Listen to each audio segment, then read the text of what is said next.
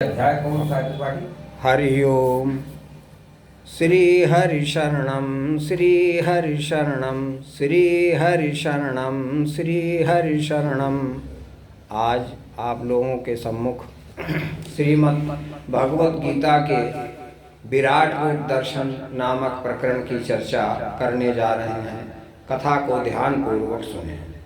भगवान कृष्ण अर्जुन से कह रहे हैं, आगे को कहने लगे फिर यूं रघुकुल राय, अर्जुन मैंने योग की दी विधि तुम्हें बताए। योग की विधि होना चाहे व्यक्ति जो योगी योग निधान, वो इस विधि से चित्त को वश में करे सुजान। तो क्या विधि है वो सुनिए। जो योगी होने के निमित्त इस विधि को अंगीकार करे, वो प्राणी एक मर्यादा में अपना आहार विहार करे। आहार और विहार, आहार में भोजन इत्यादि और विहार में चलना फिरना उठना बैठना बाहरी करना, वो हमारे नियमित होने चाहिए समयानुसार। अर्थात अधिक भोजन न करे और बिल्कुल भूखा भी न रहे, अत्यंत अधिक सोवे न कभी और बिल्कुल जगता भी न रहे। खाना पीना सोना जगना एकदम न तजे इन कर्मों को, धीरे धीरे वश में कर ले सारे इन इंद्रिय धर्मों को। इन पर धीरे धीरे अधिकार करे। ऐसा करने से प्राणी के मन में स्थिरता आएगी, नाना विधि भोगों की चाहत मन को उसके न चलाएगी। फिर भोगों की तरफ उसका चित्त नहीं जाएगा। दीपक हाथों में लेकर जब प्राणी बाहर को जाता है, उस समय चित्त उसका बिल्कुल दीपक ही में लग जाता है, ताकि हवा न लगे, कहीं ऐसा न हो कि दीपक बुझ जाए।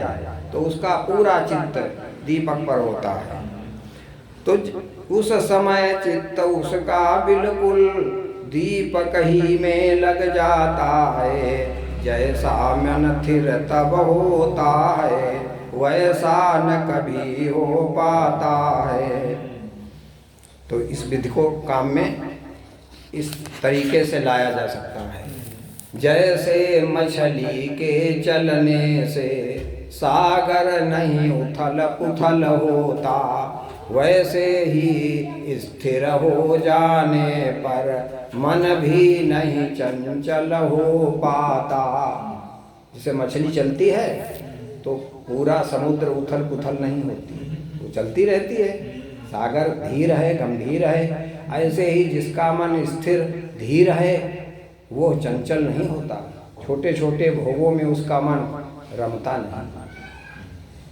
सागर समान जब जिसका मन गंभीर धीर हो जाता है, अर्जुन वाही नर बस पूरा पक्का योगी कहलाता है।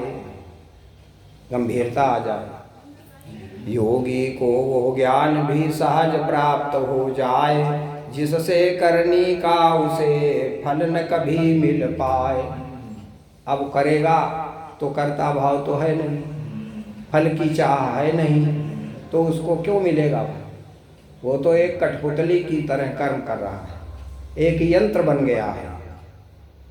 वो चेतन होते हुए भी जड़वत होकर आचरण कर रहा है। जैसे चक्की है, आटा पीसती तेल पेरती है, लेकिन हर्ष विषाद नहीं होता, हंसती रोती कभी नहीं। कोई भी मशीनरी हंसती रोती नहीं देखी गई, काम करती है। ऐसे ही हमें काम करना चाहिए इन हाथ पैर शरीर से, और हमारे अंदर हर्ष विषाद नहीं होना चाहिए।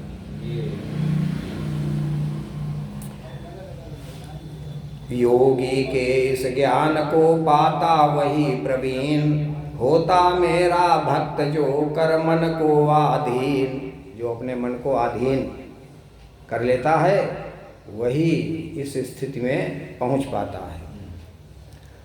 जिसने मेरी भक्ति की बना वही निर्द्वंद, कभी न उसको बांधता फिर माया का फंद। जिसने भक्ति हमारी की निर्द्वंद हो गया, आजाद। अब उसे कुछ करना शेष नहीं है, सब कुछ हो गया। जितने शुभ कर्म, यज्ञ, दान, तप, पूजा, जप, तीर्थ सब हो गए।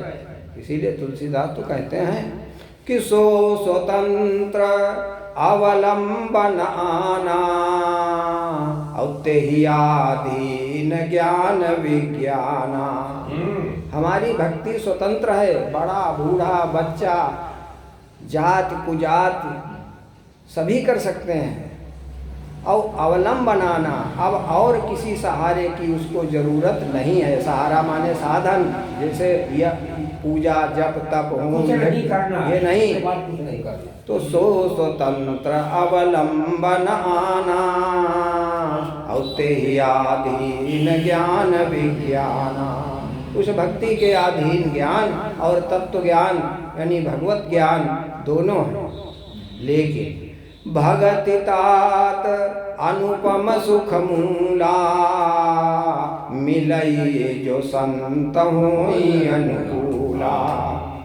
लेकिन वो हमारी भक्ति तभी मिल सकती है जब कोई संत जन कृपा करे, जो कि अनुपम है, जिसकी किसी से उपमा नहीं की जा सकती, सुख की खानी है। तो इतना महत्व है उस भक्ति का। तो अर्जुन बोला, हे कृष्ण मुझे यह महाकठिन दिखलाता है, प्राणी का योगी बन सकना संभव न समझ में आता है। महाराज योगी बनना कैसे हो सकता है? आप तो भी गई। हाँ, कारण यह है, यह मन जो है सो क्षण भर स्थिर नहीं रहता है। वो चंचल पवन समान सदा बस इधर उधर को बहता है। महाराज ये बहुत चंचल है मन, रोके नहीं रुकता है, तो कैसे योग किया जाए? जिस तरह किसी में शक्ति नहीं, इतनी कि पवन को बांध सके। कोई कह दे कि हम हवा नहीं चलने देंगे, क्या ऐसा कर पाएगा? बहुत सही। बस उसी तरह यह शक्य नहीं, जो मन को कोई साध सके। उसी तरीके से मन का रोकना बड़ा कठिन है। अर्जुन का जब मन न सद सका तो कोई योगी भी नहीं हो पाएगा। अर्जुन का फिर तो योगी भी नहीं हो पाएगा, और फिर करनी के फल से भी वो भला कहाँ बच पाएगा। फिर जो कर्म करेगा उसका फल भी उसको मिलेगा। इससे है सहज उपाय यही, कर्मों को बिल्कुल करे नहीं। कर्म त्याग दे, करने से भरना पड़ता है, सो करे नहीं और भरे नहीं। अर्जुन कहा तो हम आत्म समझ में है आओ तो यह भ्रमपूर्ण विचार है, बोले कृष्ण सुजान। कर्मों का यूं त्यागना उत्तम नहीं विधान। हाँ, ये गलत चीज है, ये आपकी सोच ठीक नहीं है। कृष्ण जी कह रहे मन चंचल पवन समान, अगर नाना मार्गों में जाता है, और नाना भोग भोगने को प्रत्येक समय ललचाता है। अगर तुम्हारा मन भोगों में जा रहा है और लालच कर रहा है कि ये मिल जाए वो मिल जाए, तब कर्मों का तज देना भी कुछ लाभ नहीं पहुँचाएगा। क्यों नहीं लाभ पहुँचाएगा? शरीर तो रोक लिया आपने, इंद्रियों को, और मन को रोक नहीं पा रहे हो। मन तो वहीं भाग रहा है। कर्मों के फल के बंधन से प्राणी न कभी बच पाएगा। फल अवश्य आपको मिलेगा, भले आप शरीर से न करो, आपका मन तो सक्रिय है।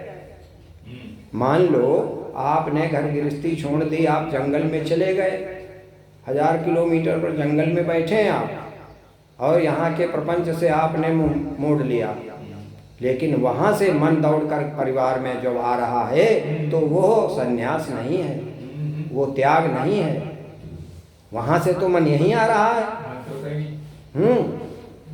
तो मन को कैसे रोके? वो बात तो मन के रोकने की, शरीर के रोकने की बात नहीं है, बस मन काबू में हो जाए। जब जिसका मन बस में है, जिसके निर्द्वंद फिरे बाजारों में। मन अगर कब्जे में है तो आप बाजार करिए, मेला हाट देखिए, कोई फर्क नहीं पड़ेगा। आप शरीर आपका मेले में होगा, आप नहीं होंगे मेले में, आप होंगे वहाँ। तो कारण यह है कर्मों का फल, अर्जुन जो कुछ भी होता है वो सब का सब अपने मन की इच्छाओं से ही होता है। कर्मों का फल क्यों मिलता है? हमारे मन की इच्छा से। इच्छा तो अंदर से है पर हम ऊपर से रोके हुए हैं, हम उसको ओपन नहीं कर रहे हैं। तो ऐसे लोग खतरनाक हैं, ऊपर से कुछ और हैं, अंदर से कुछ और हैं। बाहर तो अच्छा संत का भेष बनाए हैं और दुनिया उनके विश्वास में आती है, क्योंकि अंदर की चीज़ कोई जान नहीं पाता है। तो कहते भाई महात्मा जी हैं, खूब माला पहने, गेरुआ वस्त्र, चंदन बंदन सब है, और उनको अंदर कुछ और चल रहा है, तो वो फंस जाते हैं ऐसे लोग उनके चक्कर में। तब है तुलसीदास कह दें कि तुलसी देखि सुवेश, भूलहि मूढ़न चतुर नर। मूर्ख लोग फंदे में आ जाते हैं उनका भेष देख करके। ज्ञानी ऐसे नहीं किसी पर विश्वास करता। भूलहि मूढ़ न चतुर नर, सुंदर के की पेखु बचन सुधा सम असन आहि। के की माने मोर, सुंदर मोर को ही देख लो, कितना प्यारी बोली बोलता है। और असन आहि, असन माने भोजन उसका सांप है, सांप खाता है। तो चक्कर में ऐसे नहीं पड़ना चाहिए। खूब समझ लो, जांच लो, बहुत समय तक साथ करो, तब कहीं पता चले कि कौन आदमी कैसा है। इतनी जल्दी लट्टू मत हो जाओ। इसीलिए मन को करे वश में भली प्रकार, योगी ज्ञानी हो मनुज किया करे व्यवहार। अगर ज्ञानी योगी बन गया तो आप व्यवहार करिए, तो फिर कोई दोष नहीं है। हरि ओम तत्सत, हरि ओम तत्सत, हरि ओम।